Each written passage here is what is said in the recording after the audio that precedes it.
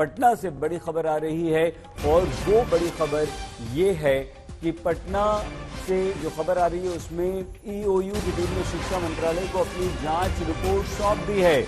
अब देखना ये होगा कि पटना नीट पेपर लीक पर ये जो जांच रिपोर्ट सौंपी गई है इसमें क्या खास बात है। सबूत और फैक्ट के साथ मंत्रालय को सौंप दी गई है, यानी कि इसमें सारे तथ्य मौजूद हैं, इसमें साक्ष्य मौजूद हैं।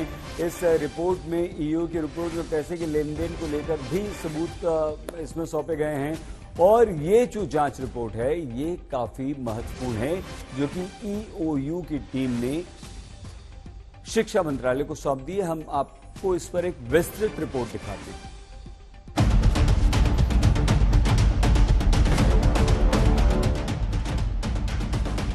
अब तक देश की निगाहें नीट पेपर लीक के सिकंदर पर थी, लेकिन अब पेपर लीक कांड में मुखिया की एंट्री हो गई है।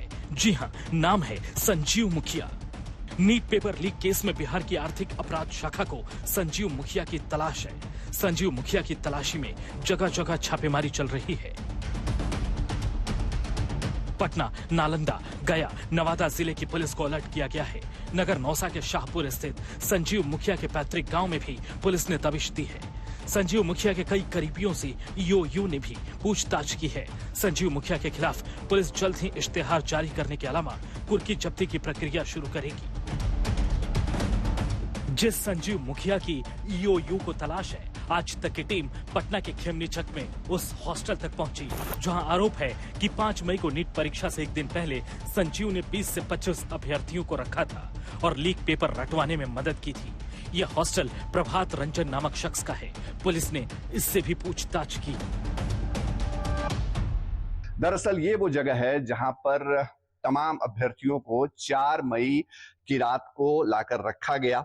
दावा ये किया जा रहा है कि यहीं पर जो अभ्यर्थी थे नीट के, उनको क्वेश्चन पेपर और उसका आंसर जो है वो मुहैया कराया गया। संजीव मुखिया जो है वो पुराना नाम रहा है और ये माना जा रहा है कि संजीव मुखिया जो है उसके पास किसी प्रोफेसर ने मोबाइल के जरिए सबसे पहले नीट का पेपर, क्वेश्चन पेपर मुहैया कराया।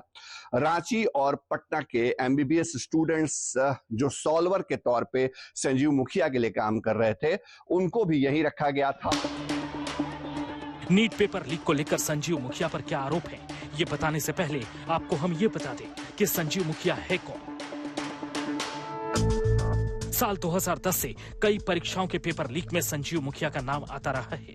कहा जाता है कि संजीव मुखिया पहले बिहार के सबसे बड़े शिक्षा माफिया रंजीत डॉन के साथ काम करता था, फिर उसने खुद अपना गैंग बना लिया।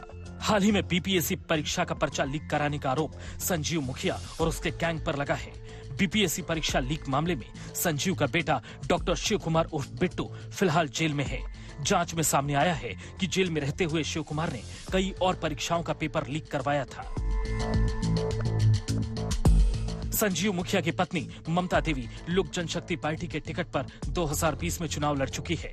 आरजेडी नेता तेजस्वी यादव का दावा है कि संजीव मुखिया का सत्ताधारी दल के कई नेताओं के साथ रिश्ते हैं। लगातार पेपर लीक हो रहा है, एक बता दो किस पे कार्रवाई की गई हो, कौन पकड़ा जा रहा है। हाँ, घूम फिरा करके तेजस्वी और लालू जी को गाली देते हैं लोग, इशू को डाइवर्ट करने के लिए। हम ही लोग पुल गिरवाते हैं, हम ही लोग ट्रेन हादसा करवाते हैं, हम ही लोग पेपर लीक करवाते हैं।